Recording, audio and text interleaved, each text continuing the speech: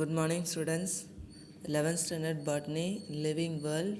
In last class, we have discussed about virus, shapes and structure, reproduction, then milestone in virology, characteristic features of viruses, and multiplication or life cycle of pages. இது எல்லாமே நம்ம last கிளாஸில் discuss பண்ணோம். Now classification of living world. நம்ம last சாப்டரில் planet வந்து living and non living factors எல்லாமே வச்சுருக்கு. நம்மளுடைய டெய்லி லைஃப்பில் நம்ம நிறைய திங்ஸை நம்ம சுற்றி பார்க்குறோம். நம்ம ஒரு ஹில் ஸ்டேஷனுக்கு ட்ரிப்பு போகிற மாதிரி இமேஜின் பண்ண சொல்லியிருக்காங்க. அப்போ போகிற வழியில் நம்ம என்ன பண்ணுவோன்னா எல்லாத்தினுடைய அழகையும் பார்த்துட்டே போவோம். Beauty of mountain, dazzling colour of flowers and melodious sound of birds. அந்த மவுண்டெயினுடைய அழகையும் பறவைகளுடைய நிறங்களையும் பூக்களுடைய நிறங்களையும் பறவைகளுடைய சவுண்டையும் நம்ம கேட்டுட்டு போவோம். ஸோ இது எல்லாமே கேட்கும்போது அதை வந்து நம்ம கேப்சர் பண்ணிகிட்ருக்கோம். வீடியோவோ இல்லைனா ஃபோட்டோவோ கேப்சர் பண்ணும்பொழுது அதை வந்து தனித்தனியாக நம்மளால் வகைப்படுத்த முடியுமா, எந்த வகையில் அதை வந்து நீங்கள் வகைப்படுத்துவீங்க அப்படின்னு கேட்டிருக்காங்க. ஸோ ஒவ்வொரு அனிமலையோ இல்லைனா பிளான்ட்டையோ நம்ம டிஃப்ரெண்ட் கேட்டகரியில் வகைப்படுத்தும் போது எதை வச்சு நம்ம அதை டிஃப்ரெண்ட் கேட்டகரியில் வகைப்படுத்துவோம் அப்படின்னு கேட்டிருக்காங்க. இது மாதிரிலாம் பண்ணணும் அப்படின்னா கண்டிப்பாக கிளாஸிஃபிகேஷன் ஒரு முக்கியமான பங்கு வகிக்குது. அதனால தான் அதனுடைய பேஸ்டு கேரக்டர், ஏதாச்சும் ஒரு கேரக்டரை வச்சு நம்ம அதை வகைப்படுத்துகிறோம். இந்த சாப்டரில் நம்ம அதை பற்றி தான் பார்க்க போகிறோம். Classification about living world. Many attempts have made in the past of classify the organism on earth. Theophrastus, father of botany, used the morphological characters to classify plants into trees, shrub and herb. Aristotle classified animals into two groups, Anemia with red blood and Anemia without red blood. இப்போ இந்த living world வந்து இருக்கிற அனிமல்ஸை and பிளான்ஸை வந்து என்ன பண்ணாங்கன்னா இந்த scientist வந்து தனித்தனியாக பிரிச்சுருக்காங்க. அதில் ஃபாதர் ஆஃப் பாட்டனி தியோஃப்ராஸ்டஸ் என்ன பண்ணுறாங்க, அவருடைய மார்பலாஜிக்கல் கேரக்டர்ஸ் புறத்தோற்ற பண்புகளை வச்சு அந்த பிளான்ஸை வந்து ட்ரீஸு, ஷர்பு, ஹர்ப்ஸுன்னு பிரிக்கிறாரு. அரிஸ்டாட்டில் என்ன பண்ணாங்கன்னா அதனுடைய பிளட்டு ரெட் பிளட் இருந்துச்சுன்னா அதை வந்து எனேமா அப்படின்னும், வித்தவுட் ரெட் பிளட் இருந்ததுன்னா அதை அனைமா அப்படின்னு சொல்லிட்டு அவர் ரெண்டாக பிரிக்கிறாரு. அதுக்கப்புறமா Carl Linnaeus classified the living world into two groups. Carl Linnaeus என்ன பண்ணுறாரு, அது ரெண்டாக பிரிக்கிறாரு.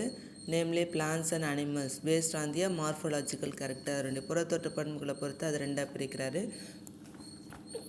Next prokaryotes. இவர் என்ன பண்ணுறாருன்னா ப்ரோகேரியாட்ஸ் அண்ட் யூகேரியாட்ஸை வந்து ஒரே குரூப்பில் சேர்த்து வச்சுறாரு. அதே மாதிரி ஃபங்கை, இந்த ஃபங்கை என்ன பண்ணுறாரு, பிளான்ஸோட சேர்த்து வைக்கிறார். ஃபங்கையில் வந்து ஹெட்டிரோட்ராஃபிக் கேரக்டர் தான் இருக்குது. ஏன்னா அதனால் ஃபுட்டு ப்ரிப்பேர் பண்ண முடியாது. அதே சமயம் பிளான்ஸ் வந்து ஃபோட்டோசிந்தட்டிக் பிளான்ஸ், ஏன்னா அது எல்லாமே ஆட்டோட்ராஃபிக். ஸோ இது ரெண்டுமே அவர் ஒன்றா வைக்கிறாரு.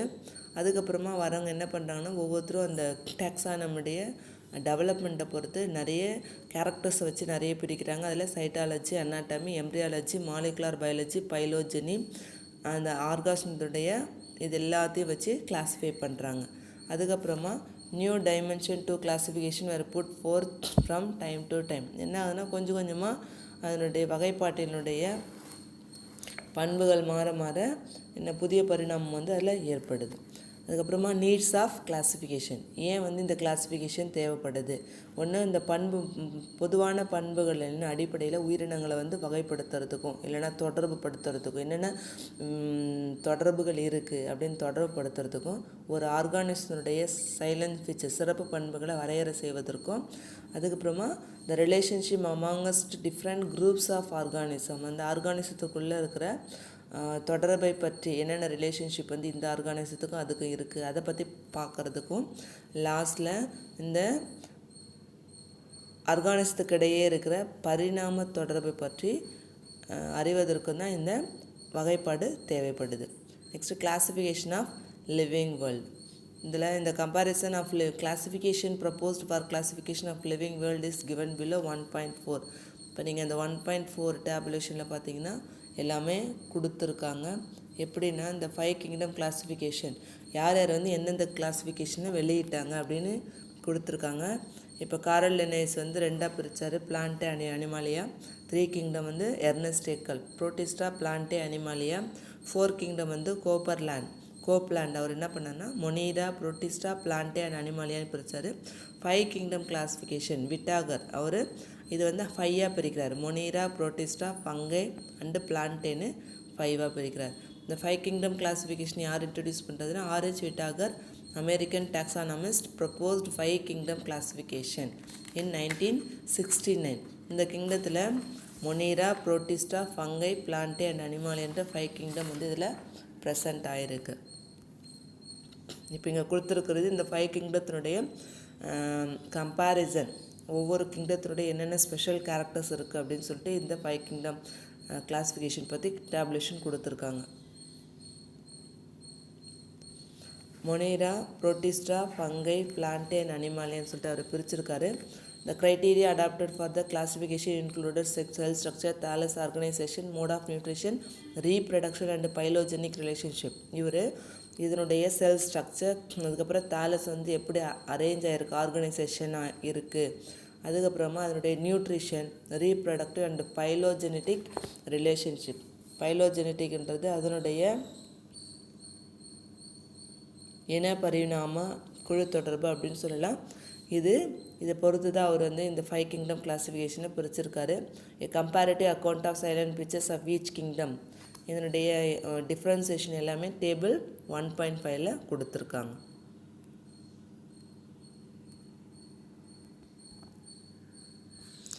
Kingdom classification of merits.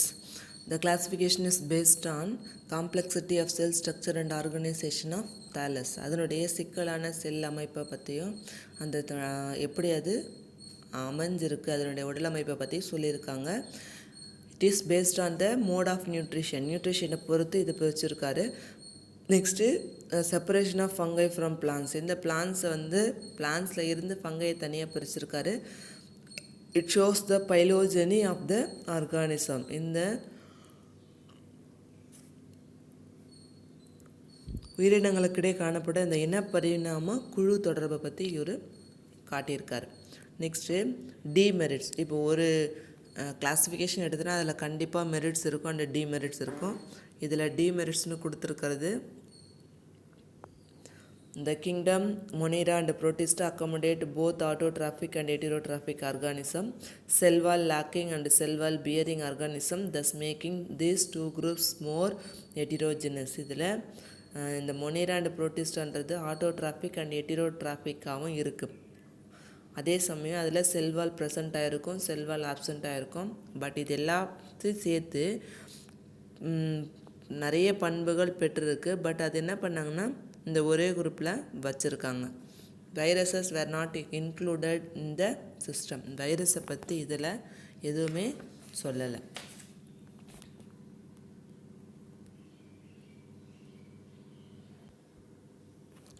Carl Woese and co-workers in the year 1990 introduced 3 domains of life.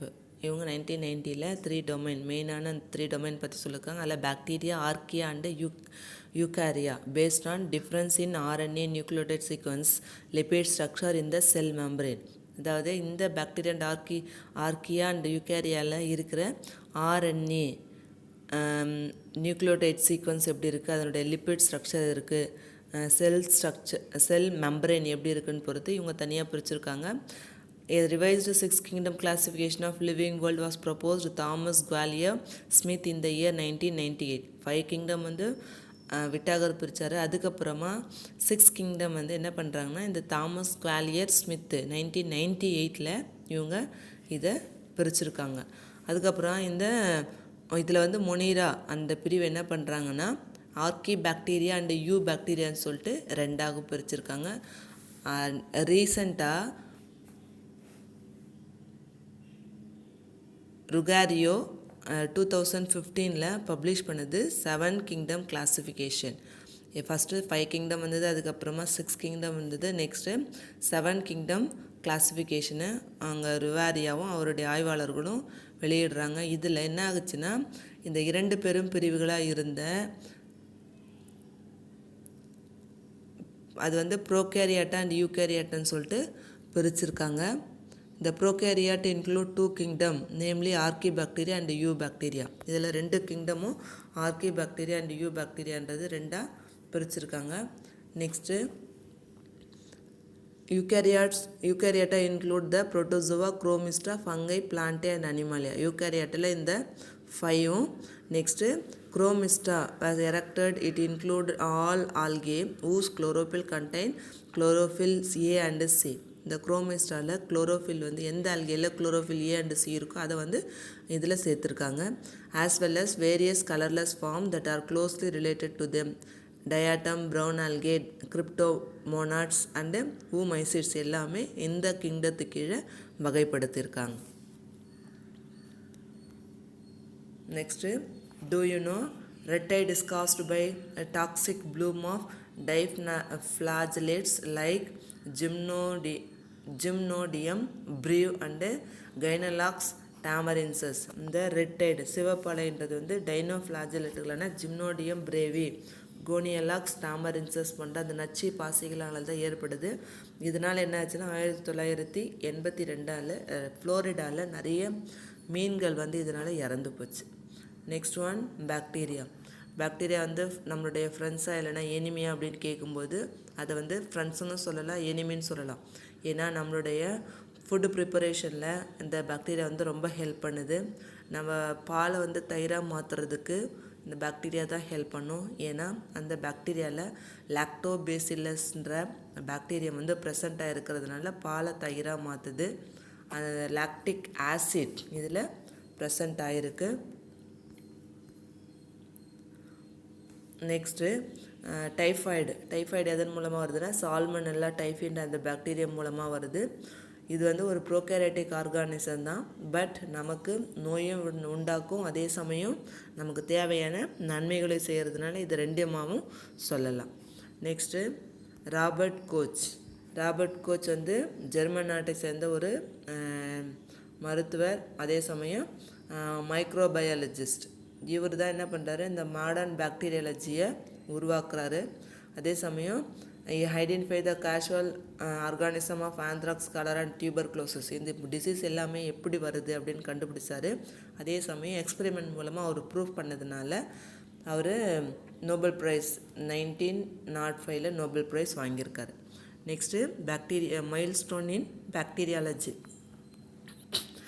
1829 CG அரன்பர்க் இந்த பாக்டீரியம்ன்ற டேர்ம் வந்து காயின் பண்ணியிருக்காரு, அந்த டேர்ம் வந்து உருவாக்கியிருக்காரு. 1884 Christian gram introduce gram staining method. அதாவது இந்த பாக்டீரியத்துக்கு நம்ம ஸ்டெயின் பண்ணும்போது, சாயம் ஏற்றும்போது அது வந்து சாயம் எடுத்துக்கிச்சுன்னா கிராம் பாசிட்டிவ், சாயம் எடுக்கலைன்னா கிராம் நெகட்டிவ், அந்த மெத்தடை இவர் கொண்டு வந்தார். 1923 David H. Bergey publish first edition of Bergey's manual. இவர் ஒரு கையேட்டை வந்து உருவாக்கியிருக்காரு. 1928 Frederick Griffith discover bacterial transformation. எப்படி பாக்டீரியத்தினுடைய மரபணு எப்படி மாற்றப்படுது அதை அவர் கண்டுபிடிச்சார். 1952 Joshua Lederberg discovered of plasmid. இந்த பிளாஸ்மிடை வந்து ஃபஸ்ட்டு கண்டுபிடிச்சார் ஜோஷுவா.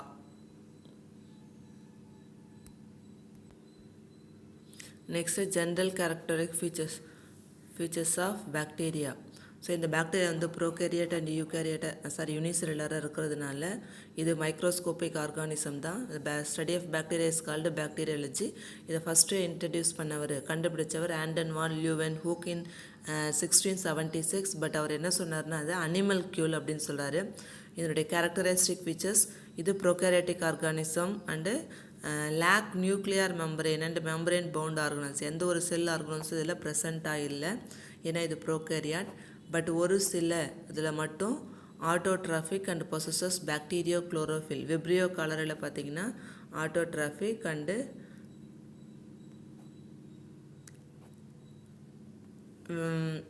எட்டிரோட்ராஃபிக்காக இருக்குது. Next the genetic material called nucleoid அப்படின்னு சொல்லலாம். அப்படி இல்லைனா இன்சிபியன் நியூக்ளியன்னு சொல்லலாம். Cell wall made up of polysaccharides and protein. இல்லை மோஸ்ட்லி நிறைய பாக்டீரியாவில் குளோரோஃபில் வந்து ஆப்சண்ட் ஆகிருக்கும், அதனால் அது எட்டிரோட்ராஃபிக் சொல்கிறோம். பட் விப்ரியோ காலரில் மட்டுமே வந்து குளோரோஃபில் ப்ரெசண்ட் ஆகிருக்கு, அதனால் அது ஆட்டோட்ராஃபிக்.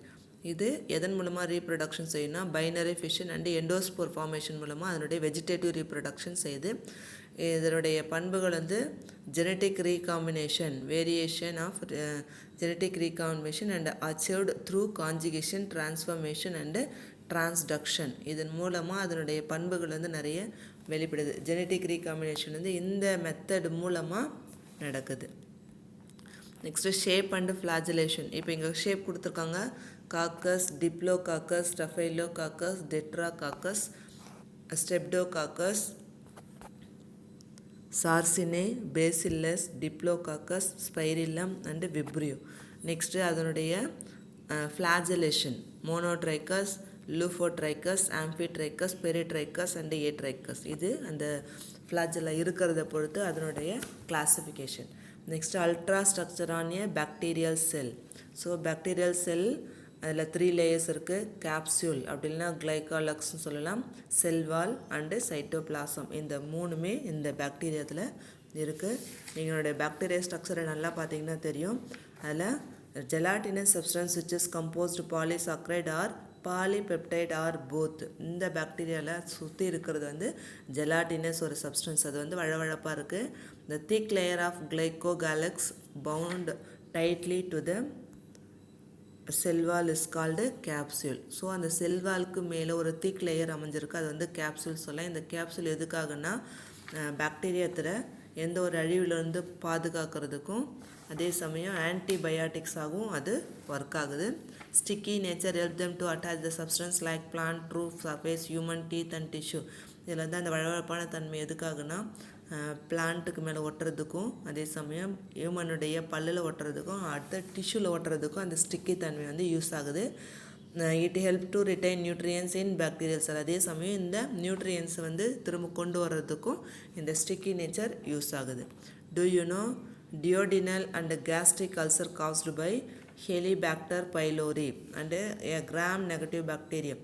நம்மளுடைய இந்த கேஸ்ட்ரிக் அல்சர் டியோடினத்தில் ஃபுட்டு இண்டஸ்ட்ரியலில் வர அந்த அல்சருக்கு முக்கியமாக இந்த ஹீலிகோபாக்டர் பைலோரின்ற அந்த பாக்டீரியம் தான் ரெஸ்பான்சிபிளாக இருக்குது. BT toxin from Bacillus thuringiensis find application in raising insect resistance crop. நம்ம பிடி த்ரூஜெனிசிஸ் கேள்விப்பட்டிருப்போம். இதன் மூலமாக என்ன பண்ணுறாங்கன்னா இந்த இன்செக்டுடைய ரெசிஸ்டண்ட் பவரை வந்து உற்பத்தி பண்ணுறாங்க. Next cell wall. Cell wall is granular and rigged. Cell wall வந்து எப்படி இருக்குன்னா ஒரு மாதிரி கிரானுலார் ஷேப்பில் இருக்குது. அதே சமயம் ஒரு மாதிரி கடினத்தன்மை, ரிஜிடிட்டி அப்படின்னா கடினத்தன்மை கொண்டதாக இருக்குது. Provide protection and give shape to the cell. அந்த பாக்டீரியத்துக்கு தேவையான ப்ரொடெக்ஷனையும் அதே சமயம் ஷேப்பையும் கொடுக்கு. The chemical composition of cell wall is rather complex, is made up of peptidoglycan or mucopeptide. இந்த கெமிக்கல் சப்ஸ்டன்ஸ் அதனுடைய செல்வாலில் பெப்டிடோக்ளைக்கன் அப்படி இல்லைன்னா மியூகோபெப்டைடுன்ற அந்த கெமிக்கல் சப்ஸ்டன்ஸ் ப்ரெசென்ட் ஆகிருக்கு. One of the most abundant polypeptide called porin is present and it helps in the diffusion of solid. இதில் polypeptide வந்து ப்ரெசென்ட் ஆகிருக்கு. அது வந்து போரின்ற அந்த சப்ஸ்டன்ஸ் ப்ரெசென்ட் இருக்கிறதுனால அந்த சொல்யூஷனோ இல்லைனா நியூட்ரியன்ஸ் வந்து டிஃப்யூஷன் ஆகிறதுக்கு பரவுறதுக்கு இது யூஸாக இருக்குது. Next one plasma membrane. Next one plasma membrane.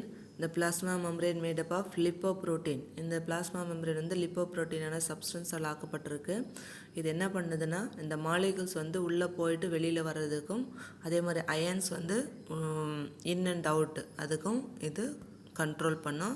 The enzymes involved in the oxidation of metabolites as well as photosystem used in photosynthesis as present in the plasma membrane. அதாவது respiration பண்ணும்போது அந்த சுவாச நிகழ்ச்சிக்கும் அதே சமயம் ஒளிச்சேர்க்கையில் ஈடுபடும் போது அதுக்கு தேவையான நொதிகளை வந்து இந்த பிளாஸ்மா மெம்பரேனில் ப்ரெசென்ட் ஆகிருக்கு. சைட்டோபிளாசம். இந்த சைட்டோபிளாசம் வந்து திக்காக அதே சமயம் செமி டிரான்ஸ்பரண்ட், ஓரளவுக்கு ஒளியை ஊடுருவும் தன்மை கொண்டதாக இருக்குது. இதில் ribosome and other cell inclusions present ஆகிருக்கும். இதில் என்னென்ன இன்க்ளூஷன் இருக்குன்னா glycogen, poly B, hydroxybutyrate granules, sulphur granules and gas vesicles. இது எல்லாமே வந்து இந்த சைட்டோபிளாசத்தில் ப்ரெசென்ட் ஆகிருக்கும். Next bacterial chromosome. இந்த பாக்டீரியல் குரோமோசோம் வந்து சிங்கிள் சர்க்குலர் டிஎன்ஏ மாலிகூல், அதாவது சிங்கிளாக தான் இருக்கும் பட் சர்க்குலர் டிஎன்ஏ மாலிகூல் இருக்கும். Tightly coiled and is not enclosed in the membrane in யூகேரியட்டில் இருக்கிற மாதிரி எந்த ஒரு மெம்பரேனும் அதை சுற்றி இல்லை. த genetic material is called nucleoid or genophore. இதை வந்து என்ன சொல்லலாம்னா நியூக்ளியாய்டுன்னு சொல்லலாம். It amazing is note the DNA of E coli which measure about 1 mm லாங். இதில் என்ன ஒரு ஆச்சரியமான விஷயம் அப்படின்னு பார்த்தா அதனுடைய டிஎன்ஏ வந்து ஒரே ஒரு மட்டும்தான் லாங் இருக்கும். When uncoiled contain all the genetic information of the organism. அது வந்து அன்காயில்டாக இருக்கும், ஆனால் எல்லாத்தினுடைய அந்த மரபியல் இன்ஃபர்மேஷன் எல்லாமே அந்த டிஎன்ஏக்குள்ளவே ப்ரெசண்ட் ஆகிருக்கு. The DNA is not bound in histone and proteins. அதில் அந்த ஹிஸ்டோன் அண்ட் ப்ரோட்டீன்ஸ் வந்து இதில் ப்ரெசண்ட் ஆகலை. பட் ஒரு தனி குரோமோசோமில் இந்த டிஎன்ஏ மூலக்கூறுடைய ஒரு முனை என்ன ஆகும்னா பிளாஸ்மா பகுதியினுடைய ஒரு முனையோடு ஒட்டி இருக்கும். ஏன் அப்படின்னா இந்த டிஎன்ஏ ரெப்ளிகேட் ஆகும்போது குரோமோசோம்லாம் பிரிவதற்காக இந்த பிளாஸ்மா மெம்பரேன் கூட ஒட்டி இருக்குது. Next one plasmid.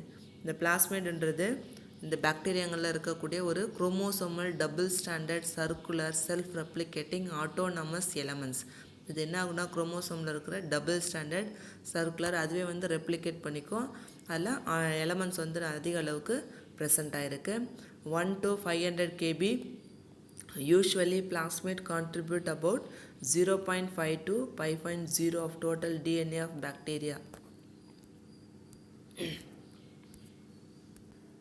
ஸோ இதனோடது 100 to 500 kb வரைக்குமே வந்து இது டிஃபர் ஆகுது.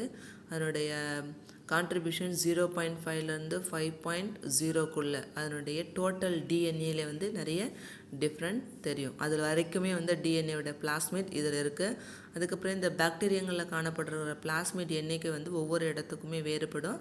அவற்றுடைய செயல்பாடுகளின் அடிப்படையில், அதாவது அதனுடைய எப்படி வந்து கிளாஸிஃபை பண்ணுறாங்கன்னா அதனுடைய ஃபங்க்ஷனை பொறுத்து அதை கிளாஸிஃபை பண்ணுறாங்க. ஒரு சிலது வந்து F factor, R plasmid, Col plasmid, Ri plasmid and Ti plasmid சொல்கிற இதை அதனுடைய ஃபங்க்ஷன் அடிப்படையில் வகைப்படுத்துகிறாங்க. Next one மீசோசோம். இப்போ இந்த மீசோசோம் வந்து localized infolding of plasma membrane produced in the cell in the form of vesicle, tubules and lamellae. இது ஒரு சில இடத்துல பார்த்திங்கன்னா குமிழ்கள் மாதிரி இருக்கும், இல்லை சிறு ஃபோல்டர்ஸ் மடிப்பு மாதிரி இருக்கும், அப்படி இல்லைன்னா சின்ன சின்ன அடுக்குகள் மாதிரி இது உள்நோக்கி இருக்குது. இவை எல்லாம் என்ன ஆகுன்னா கொஞ்சம் கொஞ்சமாக ஒன்று மேலே ஒன்று இருக்கிறதுனால அதனுடைய சர்ஃபேஸ் வந்து இன்க்ரீஸ் ஆகுது. இது எதுக்காகனா ரெஸ்பிரேஷன் அண்டு பைனரி ஃபிஷனுக்கும் யூஸ் ஆகுது.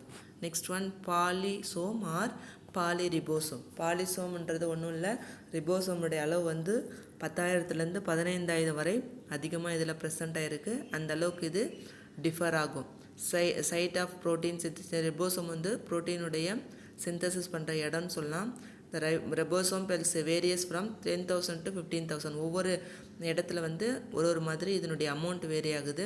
இதில் 70S டைப் ஆஃப் ரிபோசோம் வந்து ப்ரெசென்ட் ஆகிருக்கும். பட் அதில் 2 சப்யூனிட் இருக்கும், 50S அண்டு 30Sன்னு இருக்கும். இதில் நிறைய ரிபோசோம் சேர்ந்து இருக்கிறதுனால எம்ஆர்என்ஏ அதாவது மெசஞ்சர் ஆர்என்ஏவும் இதில் ஃபார்ம் ஆகிருக்கிறதுனால இதை பாலி ரிபோசோம்கள் அல்லது பாலிசோம்கள் அப்படின்னு சொல்லலாம். நெக்ஸ்ட் அதனுடைய flagella. Certain motile bacteria have numerous thin hair-like projection of variable length emerge from the cell wall called flagella. இதில் சின்ன சின்ன hair-like projection வந்து அதனுடைய செல் வால்லேருந்து வந்திருக்கும், அதை flagella அப்படின்னு சொல்லுவோம். It is 20 to 30 mm in diameter and 15 mm in length. அதனுடைய அளவு கொடுத்துருக்காங்க. The flagella of eukaryote cell contain 9+2 microtubule. இப்போ இந்த flagellaல 9+2 microtubules வந்து ப்ரெசண்ட் ஆகிருக்கும். But each flagellum in bacteria made up of a single fibril. ஆனால் இந்த பாக்டீரியாத்தில் பார்த்திங்கன்னா ஒரே ஒரு சிங்கிள் ஃபைப்ரில் மட்டும்தான் இந்த ஃப்ளாஜெல்லா ப்ரெசென்ட் ஆகிருக்கு. Flagella are used for locomotion based on the number of position. Flagella there are different types of bacteria. இது வந்து எதுக்கு யூஸ் ஆகுதுன்னா லோகோமோஷனுக்கு யூஸ் ஆகுது. நான் ஏற்கனவே சொன்னேன். அதில் அதனுடைய டைப்ஸை பொறுத்து இந்த 5 டைப்ஸாக பிரிக்கலாம். மோனோட்ரைக்கஸ், லூஃபோட்ரைக்கஸ், பெரிட்ரைக்கஸ், ஏட்ரைக்கஸ் அண்டு ஆம்ஃபிட்ரைக்கஸ் அப்படின்னு 5 டைப்ஸாக பிரிச்சிருக்கோம். Next ஃபிம்ப்ரியே or pili. இந்த fimbriae or pili are hair like appendages found on the surface of cell wall of gram negative bacteria. அதாவது இது வந்து ஒரு ஏர் லைக் அப்பண்டேஜஸ் சொட்டுறுப்புகள் மாதிரி தான். இந்த பைலி R 0.2 to 20 mm long with diameter at about 0.25 அதனுடைய diameter கொடுத்துருக்காங்க. In addition to normal pili there are special type of pili. இந்த நார்மல் பைலியோடு சேர்த்து ஸ்பெஷல் டைப் ஆஃப் ஃபைலியும் ப்ரெசென்ட் ஆகிருக்கு. அதை எதுக்காக யூஸ் ஆகுனா இந்த கான்ஜுகேஷன் அதனுடைய ரீப்ரொடக்ஷன் டைமில் கான்ஜுகேஷன் பண்ணுறதுக்கு இணையறதுக்கு இந்த செக்ஸ் பைலி தான் யூஸ் ஆகுது. ஓகே ஸ்டூடெண்ட்ஸ், இது வரைக்கும் நான் சொன்னது எல்லாமே பாக்டீரியா பற்றி சொன்னது எல்லாமே புரிஞ்சுக்கணும்னு நினைக்கிறேன். ரிமைனிங் டாபிக் நெக்ஸ்ட் வீடியோவில் பார்க்கலாம். தேங்க்யூ.